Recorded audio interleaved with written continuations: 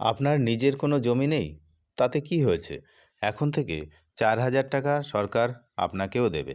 কী বিষয়? বিস্তারিত এই ভিডিওতে আমরা জানব যে কোথায় আবেদন করতে হবে, কারা আবেদন করতে পারবেন এই ৪,০০০ টাকার জন্য, সেটা কিন্তু আমরা এই ভিডিওতে বিস্তারিত আলোচনা করেছি। ধৈর্য ধরে দেখুন। জমির মালিকানা না থাকলেও মিলবে কিন্তু এই ৪,০০০ টাকা। কী বিষয়? পশ্চিমবঙ্গ সরকার রাজ্যের কৃষকদের জন্য কৃষক বন্ধু প্রকল্পের মাধ্যমে দীর্ঘদিন ধরে আর্থিক সহায়তা প্রদান করে আসছে। এবার সেই সুবিধা আরও প্রসারিত করে রাজ্যের ভূমিহীন ক্ষেত মজুরদের জন্য একটি বিশেষ পদক্ষেপ গ্রহণ করা হয়েছে। যাদের নিজস্ব কোনো চাষযোগ্য জমি নেই কিন্তু অন্যের জমিতে শ্রম দিয়ে জীবিকা নির্বাহ করেন, তাদের জন্য রাজ্য সরকার বছরে ৪,০০০ টাকা আর্থিক অনুদানের ব্যবস্থা করেছে। এই নতুন প্রকল্পের খুঁটিনাটি এবং আবেদন সম্পর্কে আমরা আলোচনা করব। এই প্রকল্পের প্রধান উদ্দেশ্য হলো সেই সমস্ত প্রান্তিক মানুষদের সহায়তা করা যারা সরাসরি কৃষিকাজের সাথে যুক্ত থেকেও জমির মালিকানা না থাকায় সরকারি সুযোগ সুবিধা থেকে বঞ্চিত হতেন। যোগ্য উপভোক্তারা বছরে মোট ৪,০০০ টাকা পাবেন।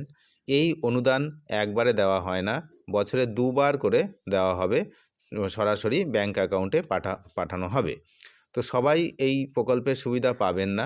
আবেদন করার আগে আপনাকে নিশ্চিত হতে হবে যে আপনি এই এটার এই ৪,০০০ টাকা পাওয়ার মানে যে শর্ত সেটা আপনার পূরণ হচ্ছে কিনা।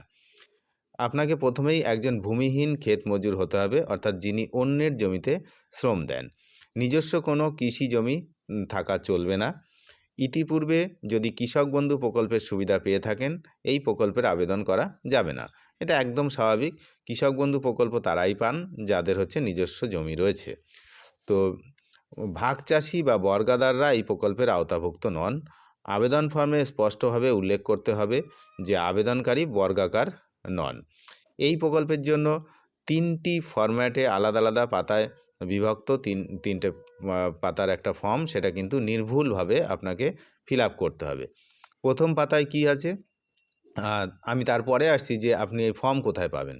তো যাই হোক, ফর্মটা পাওয়ার পরে আপনার প্রথম পাতায় কি রয়েছে না, ইংরেজিতে বড় বড় হাতের আপনাকে লিখতে হবে নাম, আর পূর্ণ ঠিকানা, গ্রাম পঞ্চায়েত, ব্লক, জেলা, পিনকোড, বাবার বা স্বামীর নাম এটা।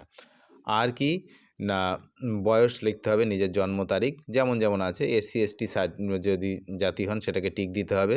তারপরে ব্যাংক ডিটেলস দিতে হবে, ব্যাংকের পাসবই দেখে সঠিক নাম, অ্যাকাউন্ট নাম্বার, আইএফএসসি কোড এগুলো লিখতে হবে।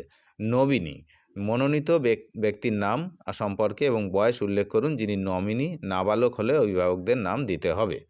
আর সবার শেষে নিজের সই করে দিতে হবে। তো এটা ফার্স্ট পাতা গেল। সেকেন্ড পাতায় কি আছে, একটি অত্যন্ত গুরুত্বপূর্ণ অংশ।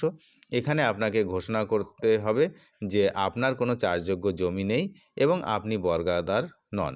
এছাড়া আপনি অন্য কোনো সরকারি ভাতা যেমন লক্ষ্মীর ভাণ্ডার পাচ্ছেন কিনা তাও জানাতে হবে। ভুল তথ্য দিলে টাকা ফেরত দেওয়ার শর্তে সম্মতি জানিয়ে সই করতে হবে। আর লাস্ট এবং থার্ড পাতাতে কি আছে না, সরাসরি ব্যাংক অ্যাকাউন্টে টাকা পাঠানোর জন্য আধার লিঙ্ক অবশ্যই। তো এখানে কিন্তু আধার নম্বর, ভোটার কার্ড নম্বর এবং মোবাইল নম্বর দিয়ে সম্মতি জানাতে হবে। এবং এই ফর্মের সঙ্গে কি কি জমা দেবেন সেটা আধার কার্ড, ভোটার কার্ড, ব্যাংকের পাসবুকের প্রথম পাতা, অ্যাকাউন্ট নম্বর যেখানে পরিষ্কার দেখা যাচ্ছে। আর এই প্রকল্পের ফর্ম সাধারণত কোথায় পাবেন, দুয়ারে সরকারে যে ক্যাম্প সেখানে পাবেন। তো বাজার থেকে আপনি কিনে ফর্ম ফিল আপ করে জমা দেবেন না কোথাও পাওয়া গেলে। দুয়ারে সরকারের যে ক্যাম্পগুলো রয়েছে, এখন যুবসাথী প্রকল্পের যে ক্যাম্প চলছে সেখানেও কিন্তু এই ফর্ম পাওয়া যেতে পারে।